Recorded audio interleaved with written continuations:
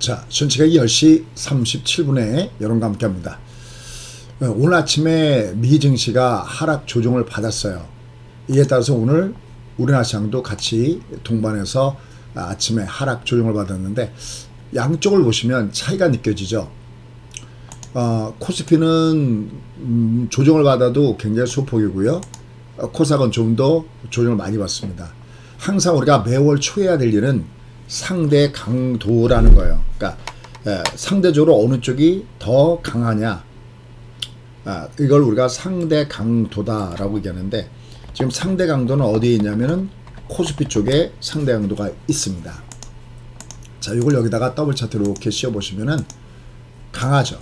여기도 보실게요. 여기도 보시면은 이게 올라갔어 상대적으로 지난달에도 약하고, 여기도 보더라도 얘는 음봉이고, 즉 발의 방향 얘는 아랫단에 놓여져 있고, 얘는 지금 발의 방향이 윗단에 놓여져 있죠.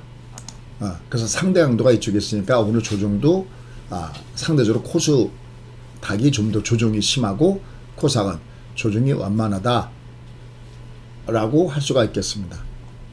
그래서 일단 여러분이 배팅을 쏘더라도 이번 달에는 내가 코스피 쪽이 상대 우위에 있구나 라는 걸 염두에 두시고 공략 포인트를 잡아가시면 될 것 같습니다. 자, 상대 강도 이쪽에 있구나. 그러면 이제 이쪽을 보시면요, 5일선 바디에 놓여져 있죠. 물론 얘는 결자 해지이기 때문에 20선이 중요합니다. 무슨 얘기냐면은 결자 해지는 2020년도를 예를 들어서 들면 아마 굉장히 쉬울 겁니다. 그리고 지금 장을 볼게요. 이게 무엇이냐면 이렇게 중방 패턴에서 중반요, 골든 크로스나 데드 크로스는 것이 우리가 중방 패턴이다라고 얘기하죠. 이게 중방 패턴에서 이 N자나 N자가 아니고 이 밑으로 누워있는 이걸 제가 펴볼게요. 요 내용을 요걸 좀 펴볼게요. 이렇게 피면은 지금 여기를 뚫고 내려갔잖아요. 이렇게요. 그럼 얘가 이렇게 뚫고 내려갔으면 여기 올라탈 때가 이게 매수예요. 요게 결자 해제라고 그래요. 특히 중방 패턴일 때 우리가 어떤 걸 보면 되냐면은 아주 중방 패턴의 대표적인 샘플이 있습니다. 여러분들 이런 것들은 딱 하나 기억을 해 놓으시면 너무 좋을 텐데요. 자, 요거 한번 볼게요. 아주 이게 샘플입니다. N자나 역N자가 아닌 골드와 대들 주는 걸 중방이라고 하거든요. 그러니까 이렇게 대들 줬을 때는 20 위에 올라갈 때가 매수 신호이고요. 꺾어 올 때는 20 아래 들어갈 때가 이게 매도 신호예요. 다만 이제 주가가 많이 올라갔을 때, 예를 들어서 여기처럼 원래는 20을 따라서 여기죠.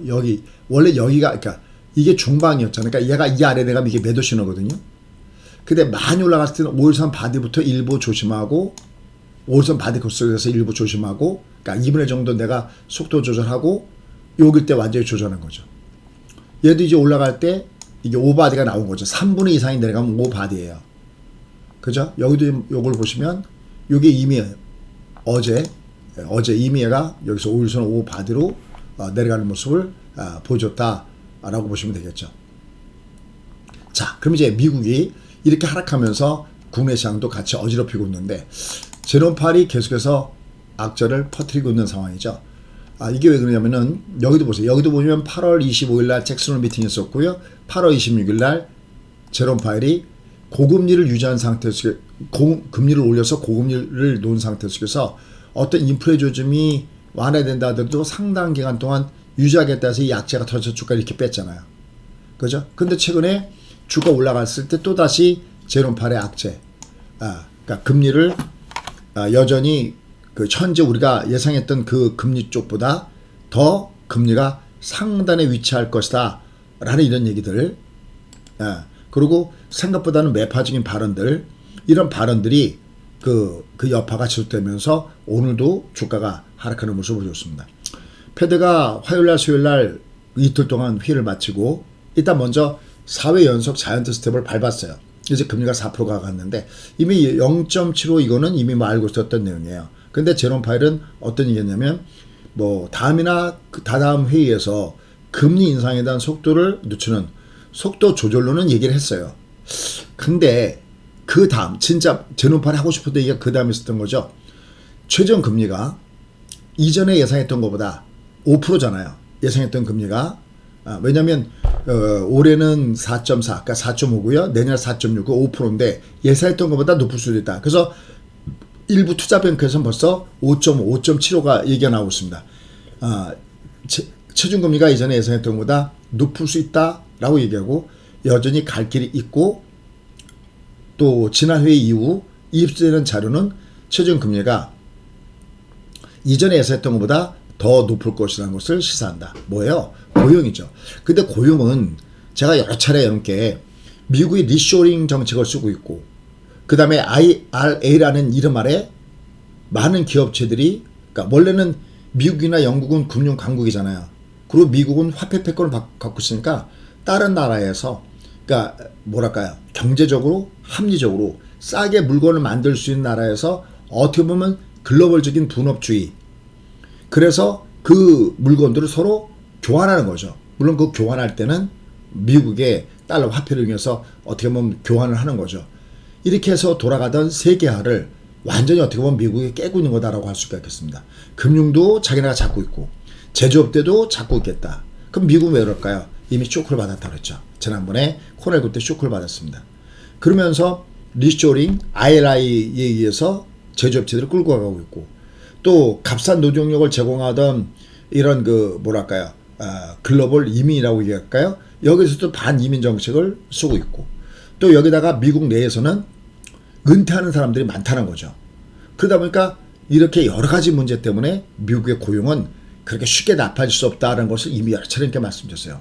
그러니까 이번 주에 나오는 지난번에 여러분들 그 ADP 보고도 그렇고 조트 보고서도 그렇고 또 앞으로 금요일 날 나오게 될 이 고용도 그러니까 시장의 입장을 봤을 때는 고용이 아직 견조한 거예요. 이게 나쁜 거죠, 오히려.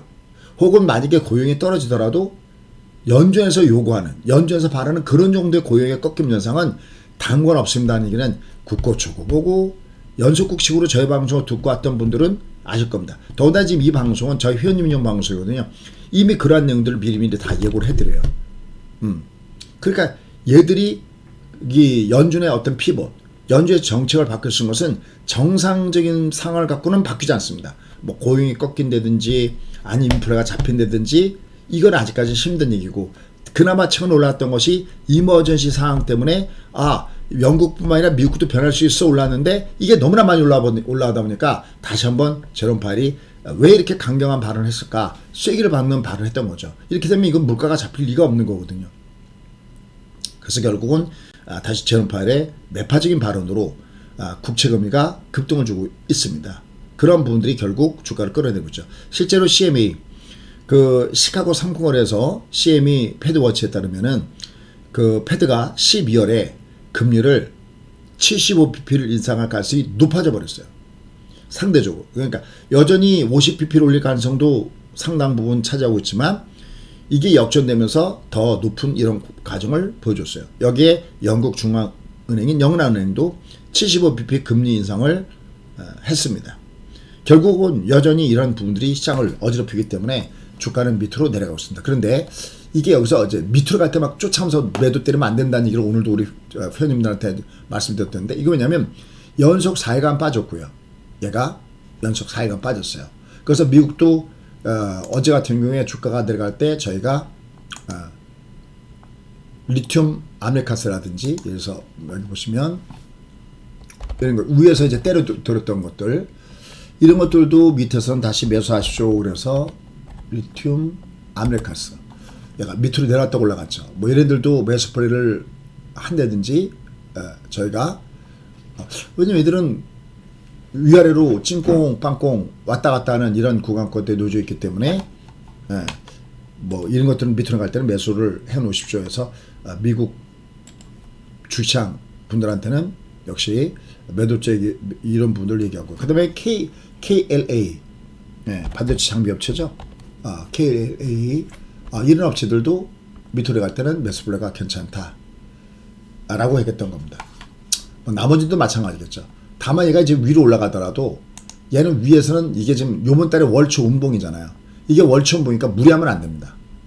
다만 딱 명확하게 한다면은 얘는 추세는 아닌데 보세요. 그래프를 항상 보시면 보세요. 얘는 월봉을 보면 추세는 아니잖아요. 그죠? 추세는 아니에요. 얘가 여전히 추세는 아닙니다. 추세는 아니지만 얘는 지금 과매도 구간. 그러니까 아직까지 얘가 그러니까 요 위에 올라타는 이런 과정은 나타나진 않았지만 얘가 2332를 중심해서 이 아래는 과매도예요. 그러니까 이 아래 월봉으로 얘를 때려보면 이거 그냥 매수입니다. 여기 닭공이라고 표현할 정도로 매수, 얘도 매수. 요번에 만약에 이번 달에 주가가 하락을 한다면 월간 단위로요. 하락을 한다면 얘는 밑에서 여전히 매수입니다. 그러니까 올라갈 때는 줄인다. 특히 코스닥 같은 건 지금 약하잖아요. 올라갈 때는 줄이는 게 맞는데 밑으로 갈 때는 특히 코스피를 중심해서는 하단에서 쫓아오면서 매도를 때릴 필요는 없다. 이것을 염두에 두시고 공략 포인트를 잡아가시면 될 것 같아요. 이제 그러한 가운데서 견적에 조정을 주는 종목군들. 여기도 보시면은 뭐 조정을 주는데 마이너스 3% 이내의 조정을 주는 종목군들은 내가 매수 플레이를 구사시켜 줄 만한 이런 위치에 있다라고 보시면서 매매하시면 됩니다. 쫓아가는 매수가 아니라 그래서 지금 삼성엔진 조정받고 있네요. 이런 것도 밑으로 많이 났을 때 뭐 LG 에너지 솔루션이나 아니면 그 포스코 케미칼 같은 경우는 이건 뭐 워낙 저희를 상징하는 대표적인 종목이죠. 그죠? 케미칼. 뭐 저희 회원들은 뭐 쉽게 하면 이런 종목은 다 갖고 있습니다. 에라지 넥손하고요. 그죠? 넥손하고 이런 종목들은 다 갖고 있어요. 왜? 워낙 실적이 좋고 견조한 종목이니까. 그래서 오늘도 여기 안에 마이너스 3% 있는 종목군들 꼭 오늘뿐만이 아닙니다. 이 앞에도 나갔던 종목군 중에서도 마이너스 3% 이내에 들어오는 종목군단들은 여러분 관심을 갖고 보시면 됩니다. 여기 뭐 이런 것들이 여전히 강하죠. 이건 참 대단히 강합니다. 그죠? 여기도 보시면 이렇게 많이 낙폭이 큰 거 빼버리고요. 마이너스 3% 이내 종목군단들은 보시면 됩니다. 태강도 잘 올라가죠. 실적 중이니까 그렇습니다. 매일매일 여기 이 나갔던 종목군들은요. 항상 관심입니다. 올라갈 때 사는 게 아니라 올라갔다 내려갔다. 왜냐하면 장이 끝나려면 가격 조정인데 가격 조정으로 끝나기 때문에 첫 번째 첫 조정은 내가 때 매수 플레이가 된다라고 보시면서 실적 호전적 중심으로 해서는 매수 플레이를 구사시키는 것이 여전히 가능하다라고 보시면서 공략 포인트 잡아가시기 바랍니다. 제가 쭉 한번 좀 보여드리고 있죠. 마이너스 3% 이내에 있는 종목군단들은 마이너스권대에서는 매수 플레이가 괜찮다라는 측면을 염두에 두시고 공략 포인트 잡아가시면 되겠습니다. 자, 결론.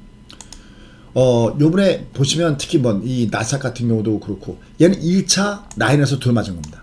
다우는 넥라인에서 들어맞은 겁니다. 그죠? 240선 근처까지 상승했죠?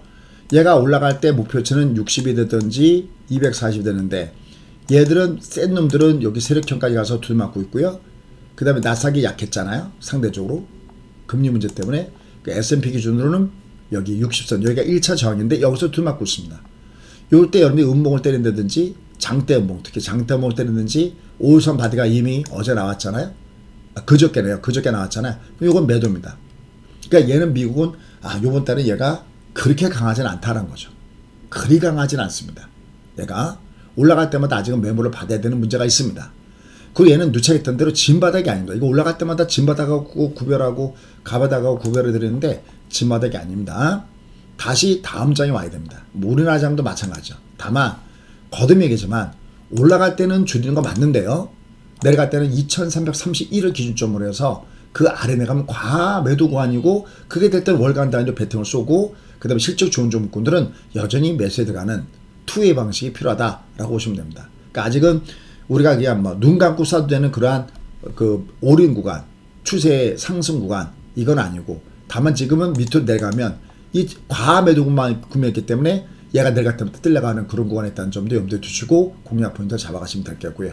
아까 종목은 그대 종목군이어서 마이너스 3% 이내에 있는 종목군단들을 분할로 해서 접근한다라고 보시면 될 것 같습니다. 내가 알고 매매하는 것처럼 중요한 것은 없습니다. 모르고 번 돈은 내 돈이 아닙니다. 자, 구독과 알람 해놓으시면서요. 내공을 증진시켜 가보십시오. 올인 찬스가 왔을 때 제대로 된 배팅을 쏠려면은 내가 지금부터 준비를 해야 된다는 것도 잊지 마시기 바라겠고요. 그리고 이제 오늘 강하게 이렇게 올라간 종목 있잖아. 이걸 막 쫓아가서 사지 마시고요. 강했던 종목을 보셨다가 예를 들어서 한번 보세요. 여기 뭘 갖고 예를 들어 볼까요? 이런 것들도 볼게요. 이런 것들도 보면 강할 때 올라갈 때 쐈다가는 잘못하면 물려버립니다. 이런 것들요. 그죠? 강한 다음에 조정을 줄 때, 롱 다음에 쉬실 때, 이럴 때 쓰는 방법을 잊지 마시기 바랍니다. 감사합니다.